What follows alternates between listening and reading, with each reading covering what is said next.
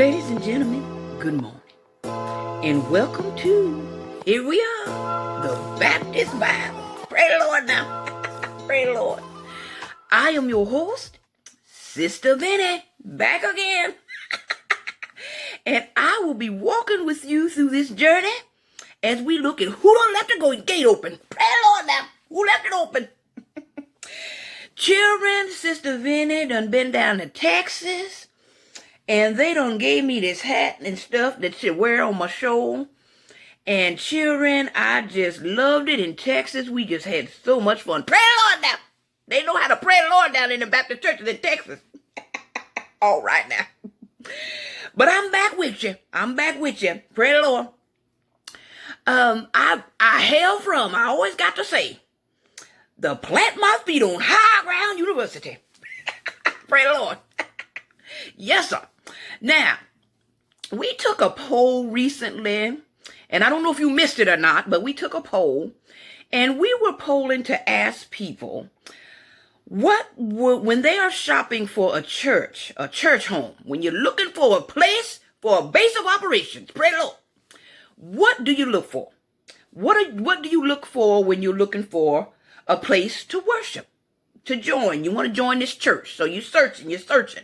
So I have the results of that poll that I'd like to share with y'all right now. Pray the Lord now. Pray the Lord. All right. The first one, I have 11 results of 11 of different responses from the people that responded. The majority of them fit into these 11 categories. So we're going to go ahead and look at each one of these 11 really quickly. And then I'm going to press on out the way. Pray the Lord now. Okay. The first response when asked, when you're shopping for a church home, when you're trying to find the right place for you to plant your feet, what are you looking for? One response, one of the top 11 was, someone said they're looking for the number of fine cars in the parking lot. Now, I'm not sure about that. When you're looking for a church home, why you would be looking at the number of fine cars. But my understanding would be that they're assuming that if you see a lot of fine cars, then they must be good givers at the church. That's what I'm saying. I don't know what I'm talking about, children. I don't know now. Gates open. Pray the Lord. Some people say that, well, the number 2 reason why they were, when they're shopping for a church home, what they're looking for what the people are wearing that are going in the church. Are they wearing mink stoles? Are they wearing regular clothes? Are they wearing farmer clothes? I don't know. I don't know, children. But they said they look for what people are wearing and how they're dressed when they go into church. That speaks volumes, children. At your church houses, I know we're not going for any shape, form, or fashion. Pray the Lord now, no shape, form, or fashion. But we also need to, I think, now Sister Vinny talking right here, Sister Vinny saying this. I think we should try to put on our best for the Lord. We want to give the Lord our best, not our hand-me-downs and stuff. So we want to make sure that we're doing our best for the Lord.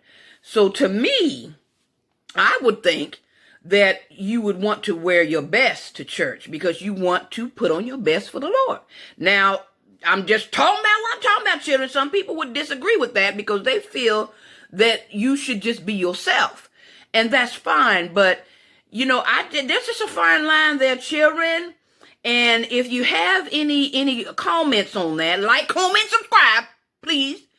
Put that down in that comments down there. Just hit that comments and go ahead and share with Sister Vinny what your thinking is about what people wear to church. I know that hoochie mama dresses and things like that. I don't think people should be wearing it now. I don't think they be wearing it to church now. I'm sorry. But some people say that's all they have. Now, I beg to differ, but I don't know now, Jim. When you just comment there and give me some of your feedback on that, because I'm really interested to hear how you feel about that. Pray the Lord now. We're going to move on. We're going to keep it going. Some people say that what they're looking at when they go shopping for a church home or looking for a church home, they look at the landscaping around the church. Now, if your church got a lot of tin cans and paper and garbage around your church and stuff, what do you think that says to people about your church, your house of worship? Do you care about it? Do you not care about it? Why would you have a bunch of garbage and trash and stuff around your church house? You know, I have to do a sidebar here. Children, I got to do a sidebar. I went to this restaurant. I'm not going to call the name of the restaurant, but it's a well-known restaurant. I went to this restaurant, and I go in the mornings and get some breakfast. Sister Vinny got to get a breakfast there. Pray the Lord. And so I go to get my breakfast, and there's always garbage all over the place and in the parking lot. And when you go through the drive-through window, you running over garbage and stuff like that somebody done left there. And you wondering, do they care about this facility?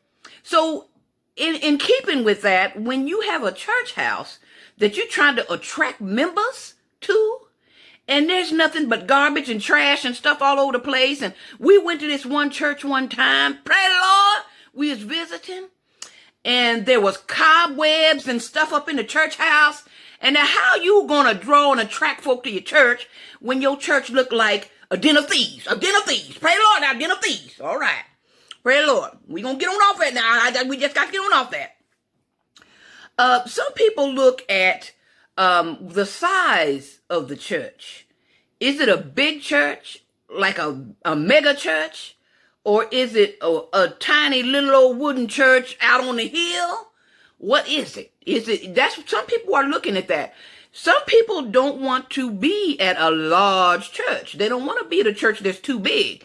Some of those churches, the pastors are so far away from you, you can't even get close to the pastor to touch him. You touch the hem of his garment. Pray the Lord now. Pray the Lord. But some churches are just medium size. They just the perfect size for people to be able to correspond with the pastor as well as the flock and the members and stuff like that. They touching and agreeing, children.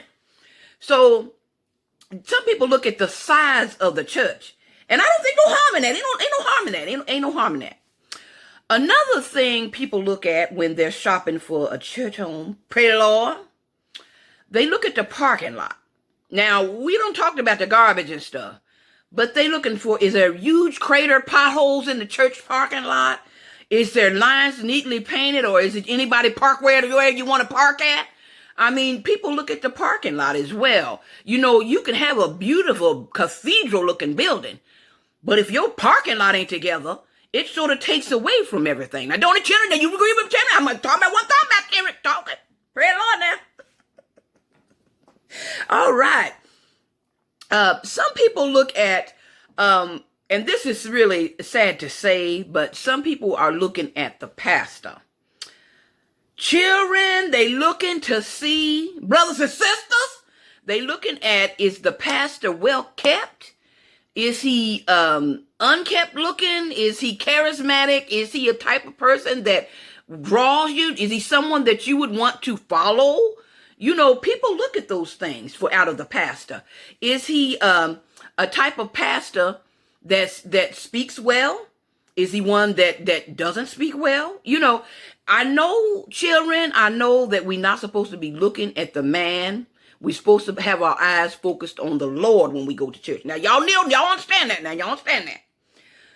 But sometimes the pastor, he has to represent well, because if people are following a pastor that's unkept looking and he seems to not really care about the flock, that makes a difference to people. It should. It makes a difference. You know, this is my pastor.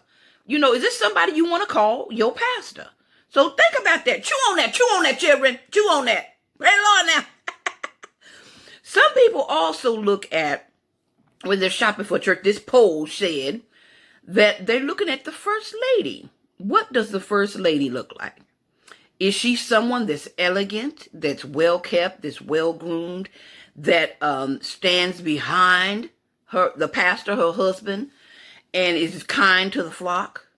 Or is she someone that's indignant all the time and you can't non-approachable, you can't approach her or nothing?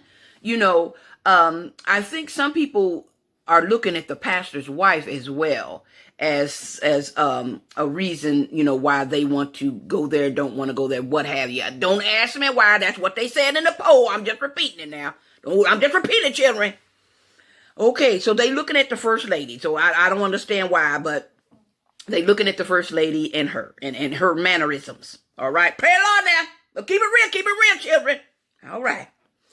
Now, the next thing that's on the list, and we almost done with this, children. All right.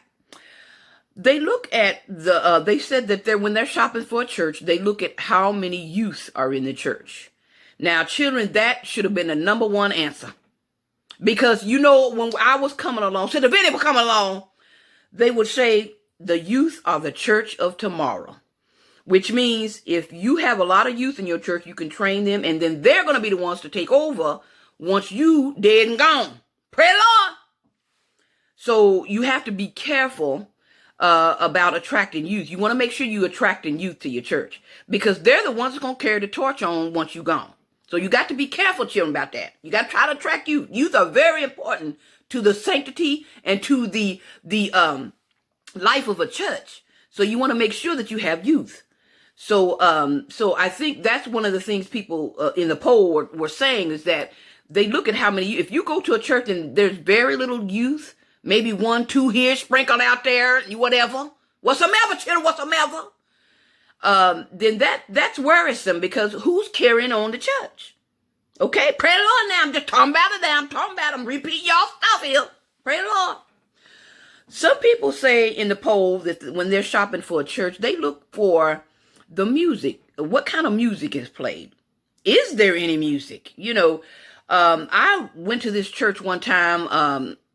Because, Sister Vinny go everywhere. She's called everywhere. Pray the Lord now. Just go and visit folk and just bring a little comedy and humor to them and things like that. That's all. Pray the Lord. I ain't no preacher. I ain't no nothing like that. But people look at the type of music. So I went to this church one time and that was their motto. They didn't need no music. They didn't use music. So, and that was them. That was their church. So, that's, whatsoever, but I just think that some people look for music. Music tends to make some churches, some churches, churches are they're going to exist no matter what. But sometimes music will enhance the worship experience.